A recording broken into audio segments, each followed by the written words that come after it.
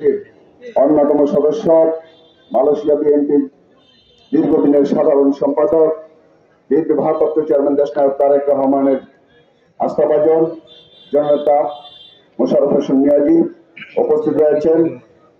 উপজেলা বিএনপির সংগ্রামী আহ্বায়ক, সাবেক ছাত্রনেতা, সাবেক যুবনেতা, কচুয়া পৌরসভার মেয়র হুমায়ুন কবির প্রধান,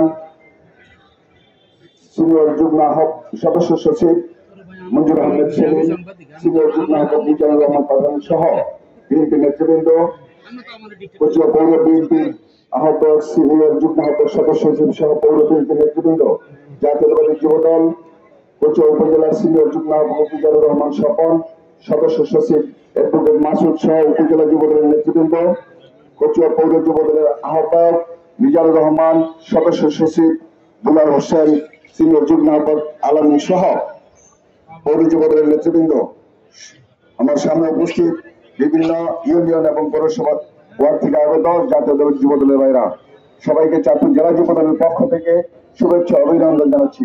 প্রিয় নেতৃবৃন্দ, গতকালকে জাতীয়তাবাদী যুবদল চাঁদপুর জেলার উদ্যোগে আপনারা চাঁদপুরে অবস্থান করেছিলেন। চাঁদপুর জেলা যুবদলের নেতৃত্বে বর্ণাঢ্য র্যালি করেছেন, সমাবেশে অংশগ্রহণ করেছেন। সেদিন আপনাদের প্রতি কৃতজ্ঞ এবং ধন্যবাদ জানাচ্ছি।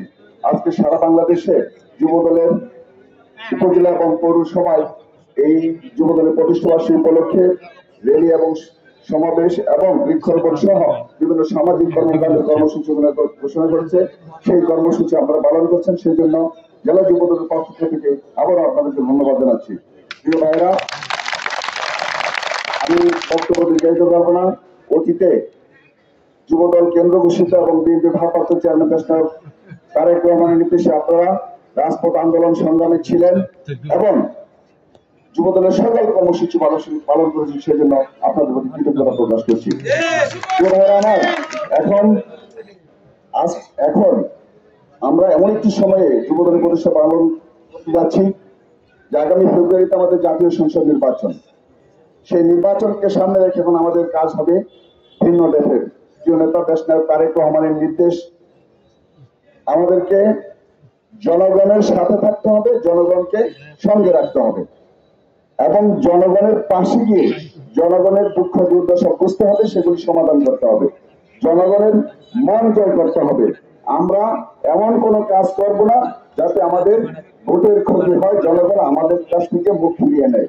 সেজন্য আজকের পর থেকে আমাদের কাজ একটাই, সেটা হলো জনগণের মন জয় করা, প্রত্যেকটি ভোটারের কাছে ধানের শীষ মার্কা পৌঁছে দেওয়া। এটাই হলো এখন যুবদলের কাজ, আর কোনো কাজ নেই। একটা যেখানে বাজার বলেন, দোকান বলেন, মানুষের পাশে বসবেন, তাদের সাথে খোঁজ গল্প করবেন, তাদের খোঁজ খবর নেবেন। আপনি এক কাপ চা খাবেন, আপনার পাশে ভাইকে এক কাপ চা খাওয়াবেন।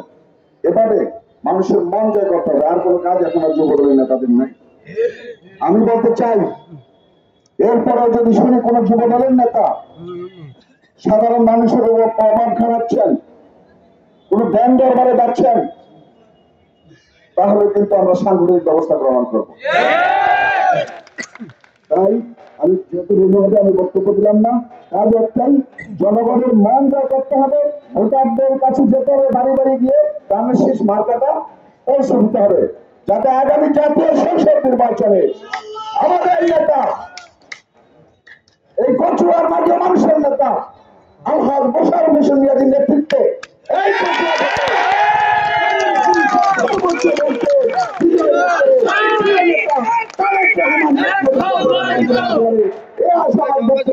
সবাইকে ধন্যবাদ জানিয়ে বিদায় নিচ্ছি। আল্লাহ হাফেজ। বাংলাদেশ জিন্দাবাদ, বাংলাদেশ জাতীয়তাবাদী যুবদল জিন্দাবাদ, তারুণ্যের প্রতীক তারেক রহমান জিন্দাবাদ, জিন্দাবাদ।